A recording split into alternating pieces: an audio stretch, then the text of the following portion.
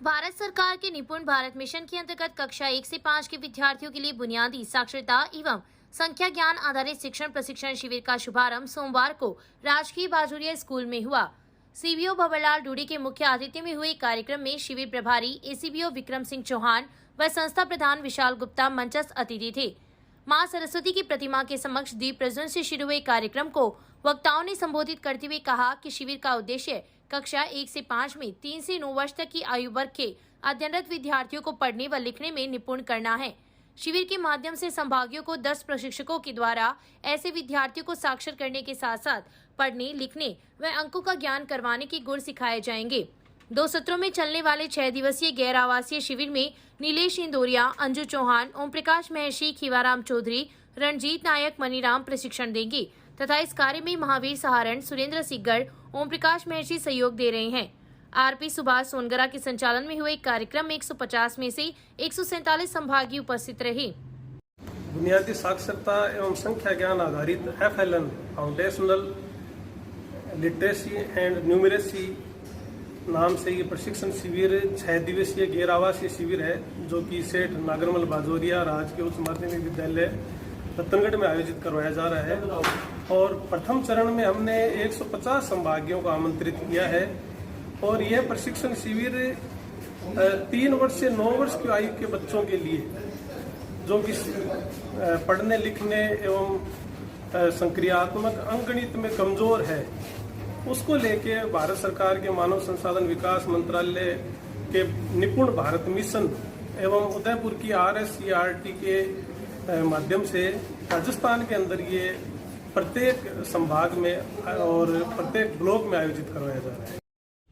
देव किशन स्मृति सेवा समिति के बैनर तले रतनगढ़ को जिला बनाने की मांग को लेकर सोमवार को मुख्यमंत्री अशोक गहलोत के नाम उपखंड कार्यालय में SDM विजेंद्र सिंह को ज्ञापन दिया गया है। समिति द्वारा दिए गए ज्ञापन में उल्लेख किया गया है कि भौगोलिक दृष्टि से रतनगढ़ जिला बनाने योग्य है। हाल ही में घोषित बजट में शहर के अस्पताल को जिला अस्पताल में क्रमोन्नत किया गया है, जिससे चिकित्सा सुविधाओं का आने वाले दिनों में सुधार व विस्तार होने वाला है, जो कि आसपास की तहसील के निवासियों के लिए लाभदायक रहेगा। इसके साथ ही शहर में आयकर विभाग का CDO ऑफिस, नेशनल एवं मेगा हाईवे, व्यापक स्तर पर रेल सेवा, बिजली व पानी की माकूल व्यवस्थाएं, शहर में 2 PG कॉलेज एवं तकनीकी शिक्षा के लिए शिक्षण संस्थान भी उपलब्ध हैं। वहीं जिले की एकमात्र हवाई पट्टी भी रतनगढ़ के पड़ियारा में स्थित है। ज्ञापन में मांग की है कि रतनगढ़ को जिला घोषित कर सताशहर, सुजानगढ़, बिदासर, श्रीडूंगरगढ़ तहसीलों को इसमें शामिल किया जाए।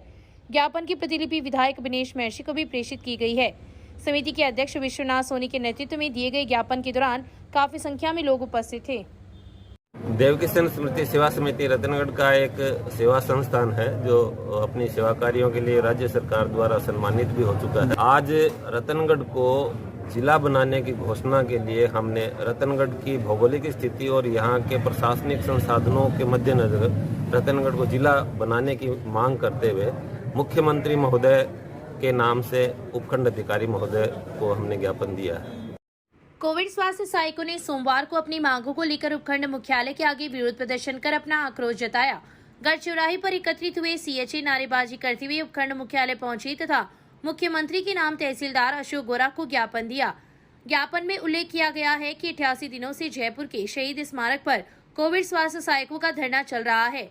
धरने को तेज करने के लिए जिला एवं तहसील स्तर पर भी ज्ञापन दिए जा रहे हैं।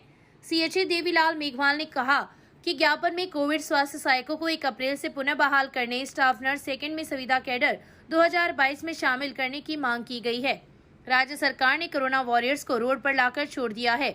सरकार CHA के पक्ष में फैसला नहीं लेती है तो शीघ्र ही आंदोलन को और तेज किया जाएगा। इस अवसर पर रणजीत सिंह धावरी, राम प्रताप, राजेंद्र हनुमान सिंह, राहुल चौहान, वीर प्रकाश, लालचंद धेतरवाल, संदीप रैगर, प्रमोद कुमार, तुलसीराम खटीक, भूपेंद्र कुमार, जमील अहमद, रविदत्त बाकोलिया, मनोज कुमार सहित कई CHA उपस्थित थे।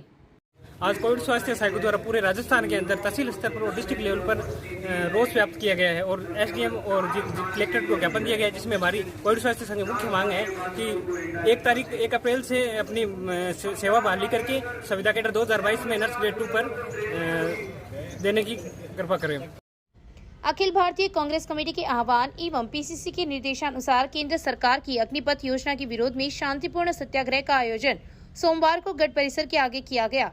कांग्रेस के निवर्तमान जिला अध्यक्ष भंवरलाल पुजारी व कांग्रेस नेता पूसाराम गुदारा के नेतृत्व में सैकड़ों की संख्या में कांग्रेस कार्यकर्ताओं ने शांतिपूर्वक सत्याग्रह किया। इस अवसर पर पुजारी ने कहा कि केंद्र सरकार की अग्निपथ योजना युवाओं के साथ कुठाराघात है, जिसे देश की जनता स्वीकार नहीं करेगी। पुजारी ने कहा कि आज देश का युवा अपने आप को ठगा सा महसूस कर रहा है। केंद्र सरकार ने निजीकरण के मामले में सेना को भी नहीं बख्शा है। गुदारा ने कहा कि केंद्र सरकार युवाओं को स्थायी रोजगार उपलब्ध करवाने की बजाय मात्र 4 वर्ष का रोजगार उपलब्ध करवाकर छलावा करने का आमादा है। इस योजना के बाद युवाओं का भविष्य अंधकार में डूब जाएगा। कांग्रेस नेत्री चैनिका उनियाल ने कहा कि युवाओं को अधिक से अधिक संख्या में पूर्व की भांति भारतीय सेना में शामिल किया जाना चाहिए। केंद्र सरकार पिछले लंबे समय से सेना भर्ती के नाम पर युवाओं को भटका रही है। कई भर्तियों में शारीरिक व मेडिकल योग्यता परीक्षा भी हो चुकी है, लेकिन सरकार इन्हें रोजगार प्रदान नहीं कर रही है।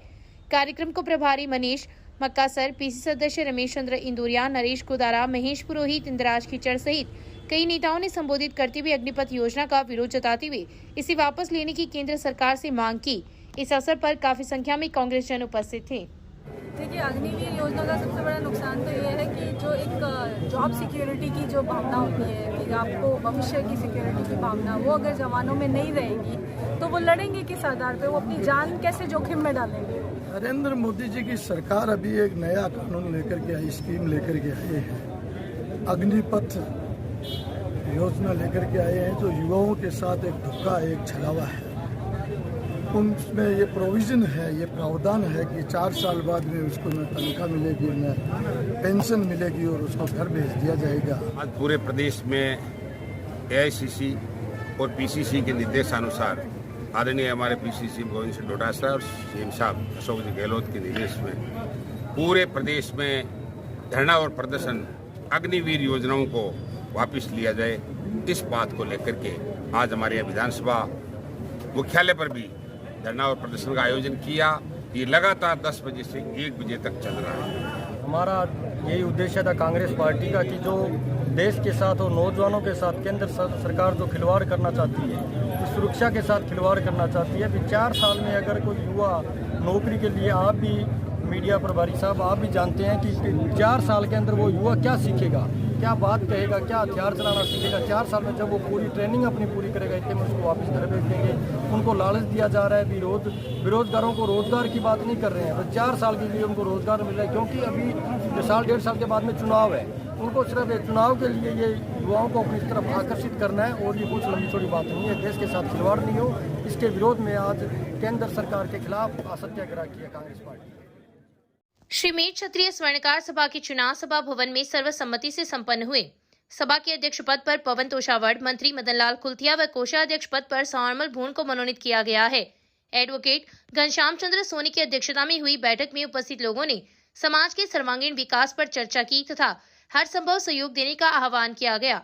इस दौरान नवनिर्वाचित पदाधिकारियों का सत्यनारायण मौसून, हरिराम कड़ेल, देवकीनंदन तोषावड़, विश्वनाथ तोषावड़, सुभाष चंद्र भूण, पवन कुल्थिया, पृथ्वीराज मौसून, शंभुदयाल भामा सहित समाज के कई लोगों ने माला पहनाकर अभिनंदन किया।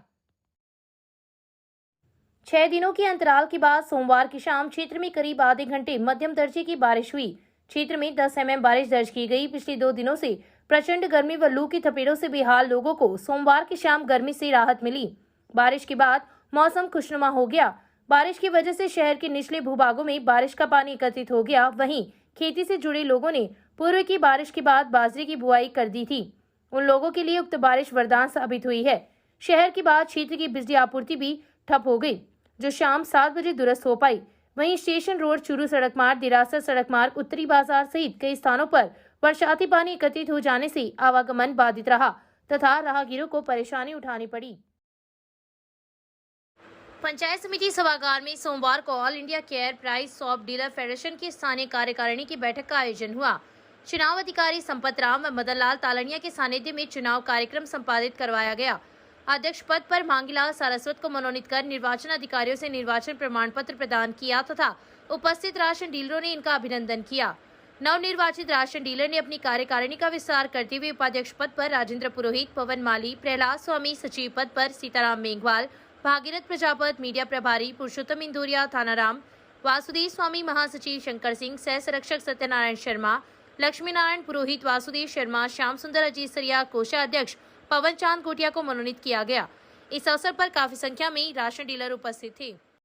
वर्षों से परेशान यात्रियों को समस्या से निजात मिलेगी। जंक्शन पर प्लेटफॉर्म संख्या 1 के कॉर्नर पर एक सुलभ कॉम्प्लेक्स बना हुआ था, जबकि प्लेटफॉर्म संख्या 2 व 3 पर इसका अभाव था। शहर के लोग वर्षों से प्लेटफॉर्म 2 व 3 पर सुलभ कॉम्प्लेक्स तथा प्लेटफॉर्म संख्या 1 पर जीआरपी थाना के आसपास सुविधा निर्माण की मांग कर रहे थे। उनकी इस समस्या का समाधान अब हुआ है तथा प्लेटफॉर्म संख्या 2 व 3 की भी सुविधाओं का निर्माण जारी है। पार्षद नंदकिशोर भार्गव ने बताया कि सुविधा नहीं होने के कारण सबसे अधिक परेशानी महिला यात्रियों को उठानी पड़ती थी। अब यह सुविधा बनने से यात्रियों को काफी लाभ मिलेगा। वर्तमान में उक्त निर्माण कार्य चालू है और शीघ्र ही कार्य पूर्ण होने के पश्चात यात्रियों को इसका लाभ मिलना शुरू हो जाएगा। विभाग TRM साहब से मैंने निवेदन किया था कि रेलवे रतनगढ़ जंक्शन पर 2 नंबर और 3 नंबर प्लेटफॉर्म पे और यूरिन का अभाव है। अगर यूरिन वहाँ बनाए जाएँ तो हम जनता को इससे राहत मिलती है। तो DRM साहब ने मेरे निवेदन पे और उन्होंने ये आज जो आप देख रहे हो जो निर्माण कार्य हो रहा है, इस प्लेटफॉर्म पे 2 बनेंगे। एक तो ये बन गया, अभी इसमें टाइल वगैरह लगाना वगैरह पाइप जो भी है वो पूरी प्रक्रिया पूरी होगी। इसके बाद ठीक नेक्स्ट में जो इससे ही आगे इसी प्लेटफॉर्म पे और जहाँ अपने पहले पुरानी वॉशिंग लाइन थी उससे पहले इसी तरह का यूनियन एक और बन रहा है, वो भी शुरू होने वाला ही है। और मैंने उस साइड की भी निवेदन किया है, प्लेटफॉर्म नंबर 1 पे जो जीआरपी थाने के आसपास में आगे की साइड में वहाँ भी इसी तरह का एक और बनना चाहिए। तो गांव गोगासर की राजकीय उच्च माध्यमिक स्कूल में बोर्ड परीक्षाओं में उत्कृष्ट परिणाम प्राप्त करने वाले विद्यार्थियों का सोमवार को अभिनंदन किया गया। स्कूल की कक्षा 10 की छात्रा किरण सैनी ने 85.67, कक्षा 12 कला वर्ग में छात्रा ज्योति पारिक ने 92.40 एवं वाणिज्य वर्ग में छात्र गणेश ने 74.08% अंक प्राप्त किए हैं, जिनका स्कूल प्रशासन द्वारा अभिनंदन किया गया। वहीं बोर्ड परीक्षाओं में 60% अंक से अधिक प्राप्त करने वाली 31 प्रतिभाओं को भी कार्यक्रम में सम्मानित किया गया। प्रधानाचार्य ललिता शर्मा ने विद्यार्थियों का उत्साहवर्धन करते हुए कहा कि वे लक्ष्य निर्धारित कर आगे बढ़ें। कार्यक्रम में मुख्य अतिथि के रूप में चेतराम मेघवाल उपस्थित थे। इस अवसर पर राजेंद्र रेहड़ू, हेमंत कुमार, रवि कुमार कुमार, प्रदीप नंदलाल, जयप्रकाश, राजेश फोगाट, रामचंद्र, वीणा महर्षि, रुक्मणी जोशी, विजय कुमार तंवर, चंद्रकांता, राजधारी सहित कई लोग उपस्थित थे।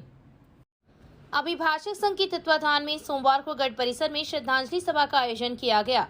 इस दौरान अधिवक्ता प्रताप सिंह बिदावत के पिता शिक्षाविद शेर सिंह बिदावत के असामयिक निधन पर गढ़ परिसर में 2 मिनट का मौन रखकर दिवंगत आत्मा की शांति के लिए प्रार्थना की गई तथा श्रद्धा सुमन अर्पित किए गए। इस अवसर पर अपर जिला एवं सेशन न्यायाधीश जयपाल जानी, अतिरिक्त मुख्य न्यायिक मजिस्ट्रेट कन्हैयालाल पारेख, अभिभाषक संघ के अध्यक्ष रोहितास सिंह राठौड़, महावीर प्रसाद सिहाग, सांवरमल चमड़िया, घनश्याम चंद्र सोनी, जगदीश प्रसाद शर्मा, देवेंद्र कुमार चोटिया, बजरंग गुज्जर, संजय कटारिया, महेंद्र डुकिया, लोकेंद्र झेवलिया, अनिल सोनी, ललित शर्मा सहित कई अधिवक्ता व कर्मचारी उपस्थित थे। रतनगढ़ के श्री तालवाली बालाजी मंदिर क्षेत्र के निवासियों व प्रवासियों के लिए पूर्ण रूप से आस्था का केंद्र है। यह मंदिर 151 वर्ष से अधिक पुराना है। प्रारंभ में इस सराय में प्राचीन काल में यात्रियों व साधु संतों की जमात यहाँ ठहरती थी तथा उनके भोजन आदि के लिए कच्चे सामान की व्यवस्था यहाँ रहती थी। उस समय प्रातः यात्री व साधु संत स्वयंपाकी होते थे, अतः वे भोजन बनाते तथा यहाँ ठहरते थे। इसी क्रम में लगभग 150 वर्ष पूर्व अयोध्या के साधुओं की एक जमात यहाँ आई तथा उसने अपनी पूजा के लिए एक विग्रह की स्थापना की। इस बारे में ऐसा भी कहा जाता है कि एक बार वर्षा ऋतु में ताल क्षेत्र में एक दरार आ गई। उस समय अयोध्या के संत यहाँ ठहरे हुए थे तथा उन्होंने उस दरार में एक मूर्ति को देखा तथा उसे यहीं पर स्थापित कर दिया। कालांतर में तेल, सिंदूर व पितरपानों से वह विग्रह छिप गया तथा वर्तमान स्वरूप बन गया। अधिकतर लोगों की यह भी मान्यता है कि यह विग्रह इसी रूप में धरती से प्रकट हुआ तथा सर्वप्रथम अयोध्या के साधुओं ने इसकी पूजा की तथा कालांतर में मुंगली बनी तथा फिर धीरे धीरे विग्रह का वर्तमान स्वरूप विकसित हुआ। इस स्थान पर पूर्व में तीज, गणगौर का मेला, जलझूझनी एकादशी पर शहर के मंदिरों की झांकियां तथा रक्षाबंधन पर पंडितों द्वारा किया जाने वाला श्रावणी कर्म यहाँ आयोजित होते थे। इस स्थान की विशेषता यह भी है कि क्षेत्र का कोई भी व्यक्ति यदि परदेश जाते समय बालाजी महाराज के दर्शन कर मंदिर में रुके तो उसका काम अवश्य पूर्ण होता है तथा धन में भी वृद्धि होती है। इस मान्यता को वर्तमान में भी लोग मानते हैं तथा देश व प्रदेश जाते समय नारियल का प्रसाद चढ़ाकर लोग मनौतियां मांगते हैं। इस मंदिर की पूजा का भार स्वर्गीय तुलसीराम इंदौरिया के परिवार के पास है। उक्त स्थान पर त्यागी बाबा रामचंद्र दास ने 25 मई 1974 को श्री शोषंग नाम अखंड संकीर्तन ट्रस्ट की स्थापना कर कीर्तन शुरू हुआ, जो वर्तमान में भी जारी है। साथ ही अखंड ज्योत भी चल रही है। रतनगढ़ का सबसे प्राचीन मंदिर है सिद्धपीठ श्री तालवाले बालाजी के नाम से इसको पहचाना जाता है। यहाँ पे सुबह 4 बजे से लेके रात्रि मध्याह्न तक मानो आप लगभग 5000 यहाँ पे दर्शनार्थी आते हैं। खास बात यही है कि रतनगढ़ के प्रत्येक घर से यहाँ पे हाजिरी लगी जाती है और सबसे महत्वपूर्ण बात यहाँ की यही है कि यहाँ पे ये चलने वाला अखंड षोडश नाम संकीर्तन जो 1974 से लगातार अनवरत अखंड षोडश नाम संकीर्तन चलता है।